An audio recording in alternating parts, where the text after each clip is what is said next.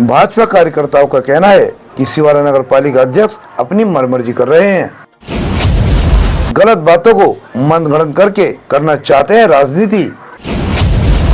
खबर जनपद बिजनौर के सिवारा से है, जहां बीते दिनों सिवारा नगर पालिका में भारतीय जनता पार्टी द्वारा नगर पालिका के द्वारा लगाए गए गृह कर एवं पानी कर को कम करने की मांग को लेकर सांकेतिक धरना दिया जा रहा था, जिसमें भारतीय जनता पार्टी के नेताओं द्वारा बताया गया कि वह केवल शांतिपूर्ण अपनी बात कहकर ईओ को अपनी मांगों के लिए ज्ञापन देना चाहते थे। इस बीच सिवारा नगर पालिका के चेयरमैन फैसल वारसी आए और माइक लेकर अपनी बात कहने लगे। इसी दौरान वे भारतीय जनता पार्टी के शीर्ष नेतृत्व पर, जिनमें देश के प्रधानमंत्री नरेंद्र मोदी और देश के गृह मंत्री अमित शाह पर अभद्र टिप्पणी करने लगे, जिससे नाराज होकर भारतीय जनता पार्टी कार्यकर्ताओं और सिवारा चेयरमैन की नोकझोंक हुई, जिसमें पुलिस ने धारा 151 में फैसल वारसी का चालान किया था। से बात करिए, मोहब्बत से बात करिए, प्यार से बात करिए, सम्मान से बात करिए, दो बात समझ में आती है। आप अपनी बात कर रहे हैं, अपनी सम्मान हम भी अपने सम्मान की बात कर रहे हैं ना। आप ये नहीं कर सकते, बिल्कुल आप करिए, डंडा लेके आएंगे। अभी कहाँ नहीं गया, आप बताओ ना। आप ऐसा नहीं दे सकते। सुनिए, और ये सुनिए, मैं जाने के लिए तैयार हूँ लखनऊ, मैं भी टैक्स के खिलाफ हूँ, आपके साथ हूँ इस मामले में। मेरी बात ध्यान में दिलाइए, सरकार मेरी नहीं है, सरकार में आप बैठे हो, सचिव आपके। उसके बाद लगातार फैसल वारसी द्वारा झूठी राजनीति की जा रही है और फैसल वारसी द्वारा बताया जा रहा है कि लोकतंत्र की हत्या हुई है, जबकि लोकतंत्र की तरीके से उस पर कार्रवाई हुई। भारतीय जनता पार्टी के प्रमुख नेताओं ने इस विषय पर परिपाटी न्यूज के सहयोगी शुभम बालिया से वार्ता की, जिसमें प्रमुख रूप से पूर्व प्रत्याशी एवं विधानसभा संयोजक डॉक्टर विनीत देवरा, निवर्तमान मंडल अध्यक्ष मनोज भटनागर, पूर्व मंडल अध्यक्ष शशांक, अशोक अग्रवाल एवं पूर्व मंडल महामंत्री अमित शर्मा ने परिपाटी न्यूज को बताया कि किस तरह फैसल वारसी ने चुनाव के समय लोगों से कर माफी का वादा किया और बाद में कई गुना उन पर टैक्स लगाया। दुकानदारों पर अनैतिक रूप से जलकर यानी पानी का टैक्स को लगाया जा रहा है। साथ ही जिन दुकानदारों पर नगर पालिका की किराए की दुकानें हैं, उन पर अवैध कब्जा बताया जा रहा है, जबकि वे उसके असली किराएदार हैं और योजनात्मक तरीके से उनका नवीनीकरण किया जा रहा है, जबकि ऐसा करना ठीक नहीं है। नमस्कार, मैं शुभम वालिया, परिपाटी न्यूज से सांस्कृतिक प्रकोष्ठ प्रभारी। आज हम यहाँ हैं जनपद बिजनौर के शोहारा में, जो शोहारा एक नगर पालिका लगती है, और हम यहाँ पर बैठे हुए हैं डॉक्टर विनीत देवरा जी के पास। उनके सभी समर्थक और भारतीय जनता पार्टी के सभी कार्यकर्ता हैं। अभी लगभग दो दिन पहले सिवारा नगर पालिका बड़ी चर्चा में रही, क्योंकि भारतीय जनता पार्टी के कुछ कार्यकर्ताओं द्वारा नगर पालिका को ईओ को ज्ञापन देने हेतु वहाँ पर एकत्रित होया गया और वे वहाँ पर शांतिपूर्ण धरना दे रहे थे, जिसके बारे में हम पूरी चर्चा करेंगे। लेकिन बाद में क्या हुआ, फैसल वारसी ने क्या किया, सभी सोशल मीडिया के माध्यम से भी सब लोग देख रहे हैं कि फैसल वारसी का वहाँ धारा 151 में चालान होता है, पुलिस उनको बिठाती है, जिस पर उनका अपना पक्ष है। लेकिन अभी हमारे साथ हैं जो पूर्व प्रत्याशी भी रहे हैं यहाँ पर और धामपुर विधानसभा के संयोजक हैं डॉक्टर विनीत देवरा जी। तो डॉक्टर देवरा जी, आपका हमारे चैनल पर पहले तो बहुत बहुत स्वागत है। धन्यवाद बहुत बहुत। डॉक्टर साहब, मेरा सवाल आपसे यही है कि आपके द्वारा, आपके नेतृत्व में, आपके कार्यकर्ताओं द्वारा, भाजपा के लोगों के द्वारा ईओ को ज्ञापन देने के लिए एक शांतिपूर्ण धरना चल रहा था। सब अपनी अपनी बात माइक के माध्यम से रख रहे थे। बताया जा रहा है कि हाउस टैक्स और जलकर जो बढ़ोतरी हुई है उसके विरोध में आप लोग वहां बैठे थे, अगर मैं सही हूं तो।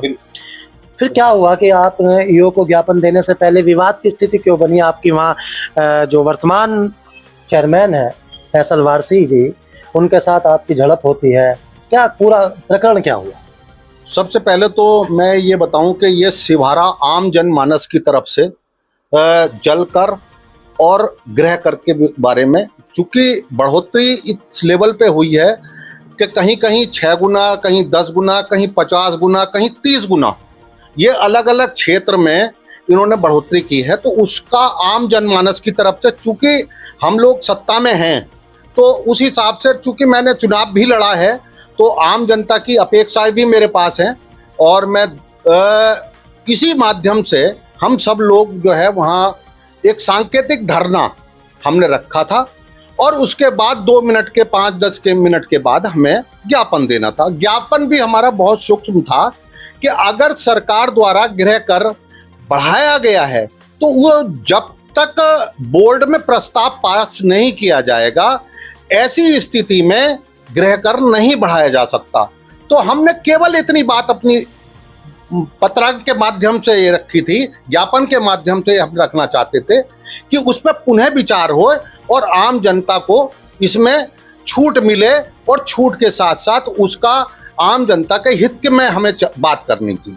इसी निमित्त हम लोग जो है वहाँ सांकेतिक धरने के रूप में 2-4 लोगों के वहाँ बयान हुए, उसके बाद मेरा भी अभिभाषण हुआ। उसके बाद हम लोग जो है ज्ञापन के लिए नगर पालिका ईओ साहब को बुलाया गया। अमित शर्मा जी संचालन कर रहे थे। अमित जी से 2 मिनट के लिए चेयरमैन साहब ने वहाँ माइक ले लिया। मतलब संचालक की सहमति से लिया? हाँ, सहमति से लिया। ठीक। संचालक की सहमति से लिया और जबकि वहां उनका कोई मतलब नहीं था, ना उनको हमें ज्ञापन देना था, ना उन्हें हमने बुलाया था। वो चूंकि वहां अपने कार्यालय में बैठे हुए थे तो वो आ गए धरने के बीच में। उन्होंने बात करते करते अपनी बात रखी कि हाउस टैक्स मैं भी वापस लेना चाहता हूं। बहुत अच्छी बात थी, हमें भी अच्छा लगा। पर थोड़ी देर के बाद उन्होंने हमारे केंद्र सरकार, प्रदेश सरकार के जो सन 2014 में मोदी जी के द्वारा कहा गया था 15 लाख की बात, तो वो 15 लाख की बात द्वेषपूर्ण भावना से वहां रखनी शुरू कर दी और अमित शाह जी को मोदी जी ने तो मतलब आधिकारिक रूप से शायद कहा भी नहीं। आधिकारिक रूप से बिल्कुल नहीं कहा गया। कहा ही नहीं गया। वो तो ये था, विषय ये था उसमें कि हमारा नेताओं का इतना काला धन विदेशों में जमा है, अगर वो सारा धन किन्हीं स्रोतों से वापस आ जाएगा तो एक जनमानस के हिस्से में 15-15 लाख रुपए उसके खाते में आ जाएंगे। वो अनुपात समझा, अनुपात कि इतना काला धन हमारा विदेशों में है। ठीक है, ये बात कहीं नहीं कही गई, ना इस तरह की बात। तो हमने, चूंकि उन्होंने अपने घोषणा पत्र में ये बात कही थी कि मैं अगर चेयरमैन बना, अच्छा, प्रपत्र नंबर 5 में, तो अगर मैं चेयरमैन बना तो मैं गृह कर और जल कर बिल्कुल माफ कर दूंगा। जबकि ये उन्होंने कही थी, घोषणा पत्र में है। घोषणा पत्र की कॉपी आपको दे दी जाएगी। तो ये बात उन्होंने लिखित रूप में अपने घोषणा पत्र में कही। तो हमें ये मंच के माध्यम से, फिर तो आप उनको मंच के माध्यम से उनका किया हुआ वादा याद दिला रहे थे। अच्छा, वादा याद दिला रहे थे। हमारा कोई द्वेष ऐसा नहीं था। उसमें भी हमने प्रेयर ये की कि हमें जो है आम जनमानस को के हित में निर्णय लेकर उन्हें बोर्ड प्रस्ताव, हमने कोई उसमें समय सीमा नहीं दी अपने ज्ञापन में। हम ज्ञापन की कॉपी आपको दे देंगे। कोई भी ऐसी बात नहीं कही, पुनर्विचार की बात कही। परंतु वहां उन्होंने जो है केंद्रीय नेतृत्व, प्रदेश नेतृत्व, योगी मोदी, अमित शाह के नाम पे लेकर उन्होंने अभद्रता की, और जो अभद्रता किसी भी हालत में भारतीय जनता पार्टी के कार्यकर्ताओं को वहां बर्दाश्त के काबिल नहीं रही। लिहाजा थोड़ी देर में हंगामे के दौरान ईओ नगर पालिका ने या तो सूचना की, या किसने सूचना की, पुलिस के अधिकारी वहां मौके पर पहुंच गए और मौके पर पहुंचने के बाद उनके समक्ष ही ईओ साहब को ज्ञापन दिया गया। जबकि हमारा ज्ञापन देने के अतिरिक्त कोई कार्यक्रम नहीं था। पूर्व योजना के आधार पर हमने ज्ञापन देने के बाद हम तुरंत वहां से नगर पालिका के दफ्तर से वापस आ गए और फिर हमने इस सापेक्ष में नगर पालिका से आने के बाद थाना प्रांगण में आके अपना एक प्रार्थना पत्र हमारे महामंत्री की तरफ से दिया गया पार्टी के, कि उन्होंने है, आपने भी उनके वीडियोस देखे होंगे कि मैंने केवल 15 लाख रुपए की बात पूछ ली, तो इस पर उनको इतना बुरा लगा भाजपा के लोगों को कि उन्होंने मेरे खिलाफ वहाँ थाने में FIR कराने की मतलब एप्लीकेशन दी। मेरा धारा 151 में चालान हुआ, मुझे बैठाया गया, लोकतंत्र की हत्या हुई, संविधान की धज्जियां उड़ी, इस तरह की वो बात कह रहे हैं। नहीं, ये तो कहना बिल्कुल गलत है कि संविधान की हत्या हुई, क्योंकि उन्होंने अपनी वीडियो में खुद ये कहा कि डंडा तुम्हारा होगा और पिछवाड़ा भी तुम्हारा होगा। इतनी अभद्रता उन्होंने लोकल क्षेत्रीय कार्यकर्ताओं से की। क्या ये संवैधानिक बातें हैं? ये संवैधानिक बातें थोड़ी हैं। ये माइक से कहा उन्होंने, माइक से कहा। और इस बीच में माइक को उन्होंने क्यों उन्होंने इस चीज के लिए क्षमा भी नहीं मांगी। सभा क्षमा अगर मांग लेते तो काम ही खत्म हो जाता। उसके बाद पुलिस ने, जो सक्षम अधिकारी थे, जिले के सक्षम अधिकारियों ने शांति व्यवस्था को कायम रखने के लिए जो भी दंडात्मक कार्यवाही की, हमें उससे कोई लेना देना नहीं। हम तो केवल प्रार्थना पत्र देकर थाने से आ गए थे। आपका कोई दबाव था पुलिस पे नहीं है कि आप तो शांति व्यवस्था जो है पुलिस को कायम रखनी है। पुलिस का काम है, इसमें हमारा कोई काम नहीं है। डॉक्टर देवरा जी, मैं केवल एक सवाल करते हुए सीधा फिर आपके और कार्यकर्ताओं से भी बात करूंगा। फैसल वारसी के साथ हुई इस घटना के बाद उन्होंने चेयरमैन एसोसिएशन के कई पदाधिकारी उनसे मिल रहे हैं। उन्होंने कहा है, इसकी कोई पुष्टि तो नहीं है कि अखिलेश यादव जी का उन पर फ़ोन आया है। इमरान मसूद जी का एक पेपर कटिंग में बताया कि इमरान मसूद जी ने उनसे संपर्क किया, जो सहारनपुर के कांग्रेस सांसद है।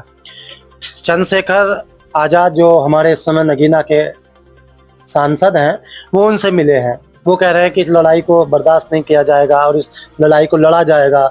ये सत्ता पक्ष का दुरुपयोग कर रहे हैं।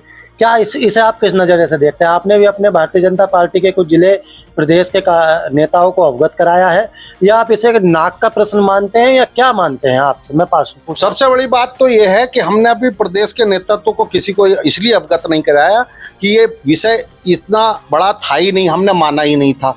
अब चूंकि ये क्षेत्रीय और विधानसभा स्तर पे नेताओं को अवगत करा रहे हैं, तो हम भी अपने शीर्षस्थ नेताओं को अवगत कराएंगे। और साथ ही इन्होंने एक माध्यम और बना लिया। अभी यहाँ नगर पालिका की 118 दुकानें हैं, और दुकानें नहीं थी, वो भूखंड दिया गया था। हमारे यहाँ नगर पालिका में केवल जमीन अलॉट की गई। जमीन पे जो निर्माण किया है वो दुकानदारों ने अपने स्रोतों के माध्यम से किया है, चाहे वो किसी पे भी दुकानें हैं। तो मेरे पिताजी पे भी सन 71 से, जब नगर पालिका पे ये भूमि नहीं थी, कभी जिला पंचायत पर भूमि थी, तब उन पर जो है 6 दुकानों की हमारी बनी हुई हैं। अपने धन से ये दुकानें बनाई गई हैं। उसके बाद समय समय पर उसका लीज का रिन्यूअल होता रहा। नगर पालिका में आने के बाद समय समय पर जो है उनकी मृत्यु जो है 2016 में हो गई।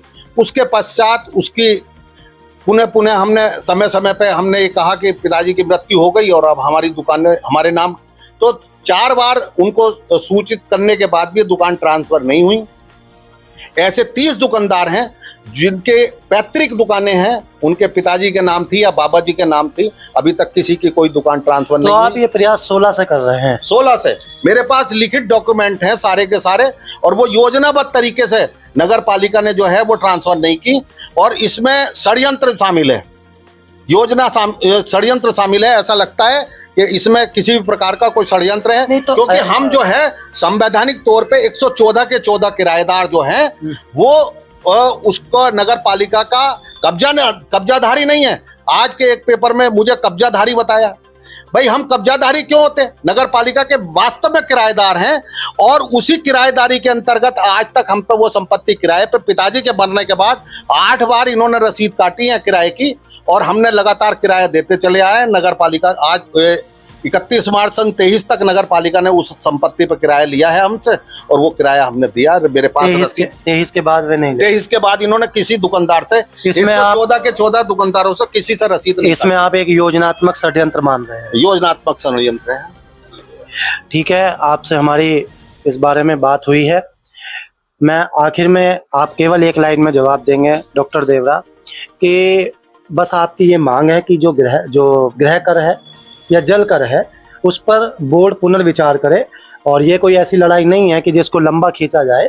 ये आम जनमानस की लड़ाई है, क्योंकि आपने यहाँ चुनाव लड़ा है, प्रत्याशी रहे हैं। और मैं अपने दर्शकों को भी ये बात कहना चाहूँगा कि जब कोई भी व्यक्ति चुनाव लड़ता है तो वो एक जनप्रतिनिधि ही माना जाता है। चाहे वो चुनाव जीतना हारना एक अलग विषय है, जनता की अपेक्षाएं उनसे होती हैं। तो क्या कहीं कुछ ऐसा तो नहीं है कि ये मांग आपकी तरफ से की जा रही है? आप चुनाव कुछ मार्जिन से हारे थे, वो चेयरमैन बन गए, आप नहीं बन पाए, तो वो इस चीज़ को कहीं नाक का विषय लेकर के, या फिर ऐसा मान करके चल रहे हैं कि हमें इस पर अपनी एक 30 निकालने वाली बात होती है, ऐसा? या आपके माध्यम से कोई ऐसा प्लानिंग या कोई योजना तो नहीं है। क्या मुख्य उद्देश्य क्या है था इस धरने को लेकर के, और अब आप क्या चाहते हैं आखिर में? आप एक लाइन में हम तो केवल अब भी ये चाहते हैं कि बोर्ड इस पर पुनः विचार करे और पुनः विचार करके आम जनता को लाभ कैसे पहुंचे इसकी व्यवस्था सुनिश्चित की जाए। उन्होंने तो अपने घोषणा पत्र में माफी की बात कही थी, हाउस टैक्स माफ करूंगा, जल कर माफ करूंगा, मैं चेयरमैन बना तो। हमने तो अपने घोषणा पत्र में भी माफी की कोई बात नहीं करी, पर फिर भी हम आम जनमानस के लिए संघर्ष कर रहे थे, आम जनमानस के लिए संघर्ष करेंगे। अब भी ये चाहते हैं कि ये जल्दी से जल्दी। मेरी डॉक्टर देवराज जी से बात हो रही थी तो उन्होंने बताया कि नगर पालिका की कुछ दुकानें थीं। क्या आपके पास भी ऐसा कोई संपत्ति थी जो आपके पास लीज पर चल रही थी, नगर पालिका से रिन्यूअल नहीं हो रही है? इस विषय पर आपका क्या मत है, आपका क्या कहना है? मेरे पास भी एक नगर पालिका की दुकान है जो काफ़ी समय से 2001 से मेरे पास है और उसका 2006 में तक रिन्यूअल था। और उसके बाद में लगातार हम इस विषय में कहते रहे कि भाई जो भी रिन्यूअल की है उसे करा जाए, परंतु नगर पालिका के जो भी अधिशासी अधिकारी रहे, जो भी चेयरमैन रहे, उन्होंने 2006 के बाद इन दुकानों का कोई भी रिन्यूअल नहीं किया और किराया हमसे लगातार लेते रहे और कुछ समय समय पर उस किराए में वृद्धि भी हुई। परंतु पिछले वर्ष जब हमारे नए चेयरमैन साहब बने तो इन्होंने सारी दुकानों को, जो 114 दुकानदार थे, उनको सबको अवैध घोषित कर दिया। अच्छा। और उसके बाद में एक नीलामी प्रक्रिया इन्होंने उसमें अखबार के माध्यम से दी, जिस पर सभी दुकानदार अपने जनप्रतिनिधि मिले और अलग अलग माध्यम से अधिकारियों से मिले।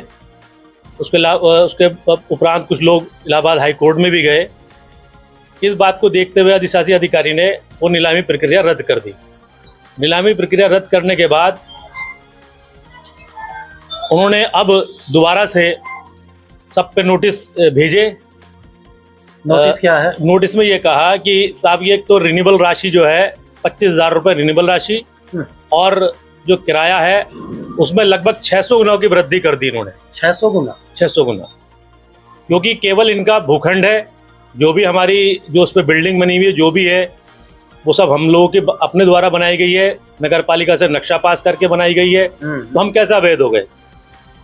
उसके उपरांत पुराना किराया 2023 तक 31 मार्च तक हम लोगों का सबका जमा है, 114 दुकानदारों का। अच्छा। अब उसमें इन्होंने जो मृतक आश्रित हैं उन्हें भी अवैध कर दिया। हम लोगों को तो एक मतलब लीगल नोटिस दिया है, लेकिन 25,000 रुपये का जो एग्रीमेंट धनराशि है, छोटे छोटे दुकानदार है, कोई नाई की दुकान चलाता है, कोई अपना साइकिल की दुकान चलाता है, वो तो एकदम 25,000 रुपये कैसे जमा कर दे। और वो आज से दुकानदार नहीं है। जब यहाँ से जैसे डॉक्टर साहब ने 71 से जब यहाँ कोई लोग आना भी पसंद नहीं करता था, इधर को देखना भी पसंद नहीं करता था, तब से लोग यहाँ बैठे हैं, तो वो कब्जाधारी कैसे हो गए? लगातार नगर पालिका को किराया दे रहे हैं, वो कब्जाधारी कैसे हो गए? लेकिन इसके लिए आपने शासन से या कुछ अधिकारियों से कहा, मांग की कि ये जो हम पर आरोप कब्जाधारी का लगाया जा रहा है, ये एक आरोप है, इस पर पुनर्विचार किया जाए, इस पर जो है जो पालिका जो प्रशासन है जो ईओ के अंडर में आता है, तो उनसे आपने कोई मांग की? नहीं, हमने ये कहा कि भाई आप जो है लीगल तरीके से जो सरकारी एक किराया बढ़ाने का स्तर है उस हिसाब से आप किराया बढ़ाइए। भाई 5 साल में 10% का 15% का जो भी है हमारा उस हिसाब से आप किराया बढ़ाएं। लेकिन उन्होंने जो अब एक तरीके से अपनी तानाशाही से अधिशासी अधिकारी, मैं कहूँगा चेयरमैन साहब ने 600 गुना किराया हम लोगों पर बढ़ा दिया। कैसे होगा? अब मान ले चलो कोई सक्षम है, दे सकता है 25,000 रुपये, और जो सक्षम नहीं है, जो रोजी रोटी प्रतिदिन कमा रहा है, वो कैसे 25,000 रुपये जमा कर देगा? और जो किराए की दुकान है उसकी मान ली 50 रुपये 100 रुपये पे है, वो कैसे 600 रुपये किराया दे देगा? ये सोचने वाला विषय है। लेकिन इनका लगातार अपना जो है दबाव बनाए रखे कि साहब ये सरकार के द्वारा भारतीय जनता पार्टी को, सरकार को बदनाम करने की इनकी एक साजिश है, जिससे कि ये कहते हैं कि साहब सरकार के द्वारा ये आया अधिनियम 2021 है, कभी दिखाते कुछ नहीं है कि कौन सा अधिनियम कौन सा अधिकार से आप बढ़ा रहे हैं। शासनादेश की कोई कॉपी नहीं है। उसके बाद बस ये केवल बोर्ड की बैठक करते हैं, बोर्ड की बैठक में नियम बना के उसमें प्रस्ताव पारित करते हैं। और मैं तो ये कहूँगा कि सबको लाभान्वित करके अपना ये जो प्रस्ताव है, सब ये चाहे आपका जल कर का हो चाहे गृह कर का हो, ये सब कुछ लोगों को अंधेरे में रख के हमारे सभासदों को उसमें भी इन्होंने ये पास करवाया है। ये आप एक बड़ी बात कह रहे हैं और इस पर पालिका के अधिकारियों को भी विचार करना चाहिए, क्योंकि जिन लोगों को नहीं रोजी रोटी का, जिनका पुराना संबंध चला आ रहा है, तो उस पर वे विचार करें और शासनादेश के आधार पर चले। और आपके द्वारा एक बात और बड़ी कही गई है कि सरकार का नाम लेकर के बार बार हमारे भारतीय जनता पार्टी की प्रदेश एवं केंद्र सरकार को केवल और केवल बदनाम करने की। में मेरे साथ है पूर्व मंडल अध्यक्ष शशांक जी। हमने देखा, वीडियो के माध्यम से देखा और मीडिया ने भी हमें वहाँ पर बताया है कि आपकी काफ़ी भिड़त हुई कि हमारे नेताओं को, भारतीय जनता पार्टी को बदनाम किया जा रहा है। क्या वास्तव में, जैसा कि चेयरमैन ने भी अपनी एक वीडियो जारी करके कहा कि मुझे तो लोकतांत्रिक तरीके से केवल सत्ता पक्ष के दबाव में लिया गया, क्या कहना चाहेंगे आप इस बारे में? धन्यवाद शुभम जी। हमारा कहना यह है, हम तो केवल शांतिपूर्ण तरीके से धरना दे रहे थे। हमें ईओ साहब को अपना ज्ञापन देना था, हमारा चेयरमैन साहब से तो कोई मतलब ही नहीं था। वो खुद आए, अपनी स्वेच्छा से आए। हमारे संचालन जो कर रहे थे बदलने का, हमारे अमित शर्मा जी, उनसे माइक मांगा। उन्होंने अपने स्वाभाविक रूप है, जब कोई व्यक्ति ऐसा शांति तरीके से मांग, उन्हें ये थोड़ी पता था कि ये ऐसा करेंगे। उन्हें ये नहीं पता था कि हमारी सरकार की आलोचना ही शुरू कर देंगे, अपनी करी धरी हमारी सरकार पर थोप देंगे। तो उन्होंने शांतिपूर्ण अपने स्वभाव से, सीधे स्वभाव से माइक दे दिया। अब वो माइक लेकर ऐसा करने लगे जैसे कोई टीचर बच्चों को डांटता ना क्लास में, ऐसे वो हमारे जो बैठे थे धरना पर कमी निकाल कर, मतलब अपनी कमी नहीं देख रहे। जो टैक्स 75 रुपए और 100 रुपए होता था और 150 रुपए होता था मैक्सिमम, वो 2,500 और 3,000 पहुंच गया। आप ये नहीं देख रहे और नाम क्या ले रहे हैं कि सरकार का, हम तो सरकार के आदेशों का पालन कर रहे हैं। अरे सरकार के आदेशों का पालन क्या धामपुर नगर पालिका नहीं कर रही? क्या चांदपुर नगर पालिका नहीं कर रही? क्या बिजनौर नगर पालिका नहीं कर रही? कहीं भी इतने अंदर से आपको बढ़ाना था, एक सीमा रख देते। चूंकि मजदूरों की और खेती, हर किसानों की खेती हर मजदूर ज्यादा है इस बार, चूंकि कृषि बाहुल्य क्षेत्र है ना। आप उनकी देखो, कोई 400 कमाता, कोई 500 कमाता, वो 2,500 3,000 कैसे दे देगा? फिर एक सीमा होती बढ़ाने की। आप 150 था, ठीक है, आप 300 करवा दो, है ना। उसमें आप फिर अपने करने के बावजूद आप सरकार, प्रदेश सरकार को फिर बोलने का तरीका, इतनी अभद्रता। आप 15-15 लाख रुपए कह रहे हो, कहने का तरीका क्या? आपके अमित शाह ने तो, अमित शाह एक छोटा बालक थोड़ी है, एक देश का गृह मंत्री है, एक सम्मानित व्यक्ति है।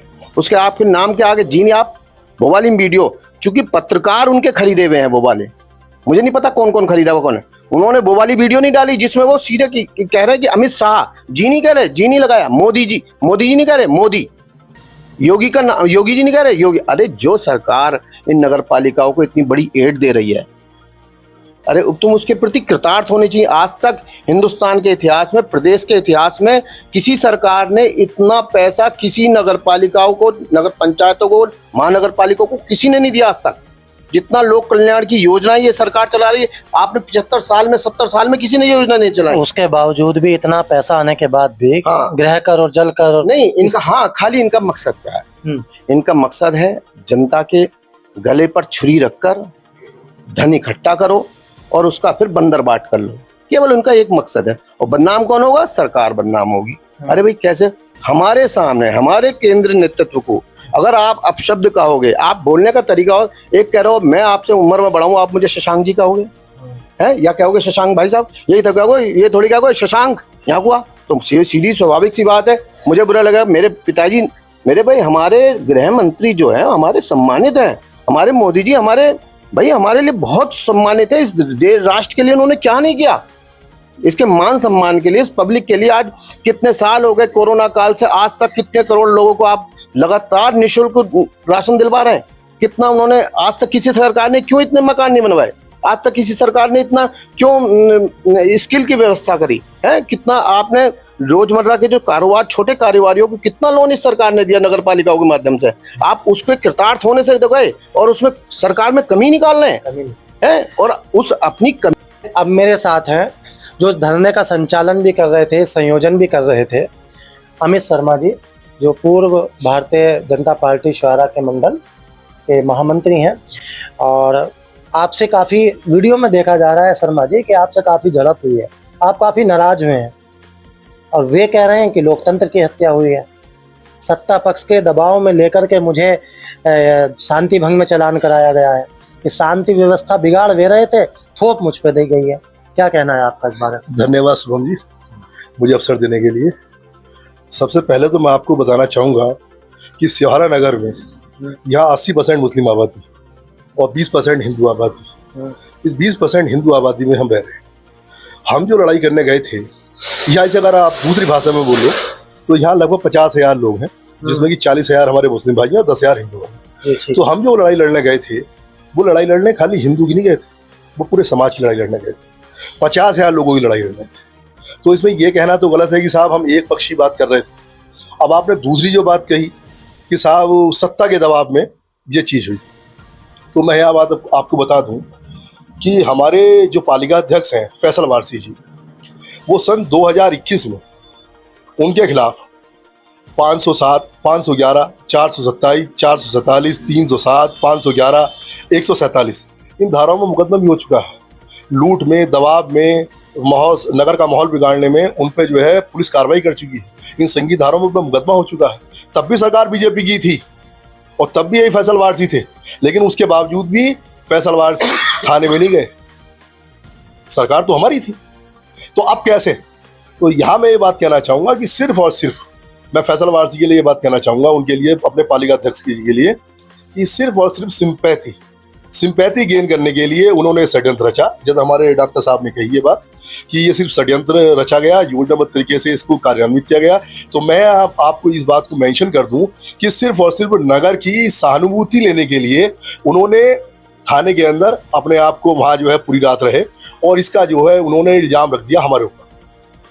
ये उन्हीं की प्लानिंग थी? ये उन्हीं की प्लानिंग है। मैं आपसे कह रहा हूँ, जब मैं आपसे बता रहा हूँ कि 2021 में 5 संगीन धाराओं में जिस व्यक्ति के ऊपर मुकदमा हो चुका है और वो 1 घंटे थाने में नहीं गया। नहीं, ऐसा भी तो हो सकता है कि जब थाना प्रशासन और था, अब और है, अब तो थाना प्रशासन ने क्या, अभी तो प्रशंसा कीजिए। सरकार तो हमारी थी। हाँ। वो बात तो सरकार की कर रहे हैं ना। हाँ। सरकार तो हमारी थी। हाँ। दबाव तो हम तब भी कर सकते थे। हाँ। लेकिन उसके बावजूद भी पालिका अध्यक्ष को 5 संगीत धाराओं में मुकदमा दर्ज करने के बाद भी वो थाने में नहीं गए।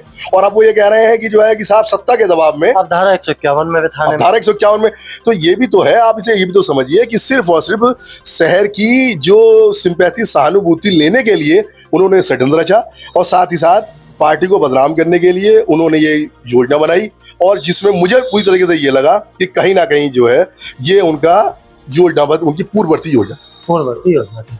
तो आपकी आखिर में मांग सभी की ये है, सभी के कार्यकर्ता, एक बार मैं चाहूंगा कि एक बार सबकी वीडियो आ जाए जो यहाँ इस समय बैठे हुए हैं, इतने लोग अब भी यहाँ पर हैं, कि इनकी जो डिमांड है वो केवल और केवल जनता के हित में है। बहुत अच्छी बात शर्मा जी ने हमारे कही कि ये केवल लड़ाई हिंदू मुस्लिम, भाजपा सपा कांग्रेस की नहीं है। भाई सिहारा में सभी पार्टियों की विचारधारा के लोग होंगे, सभी पार्टियों को के नेता लोग होंगे।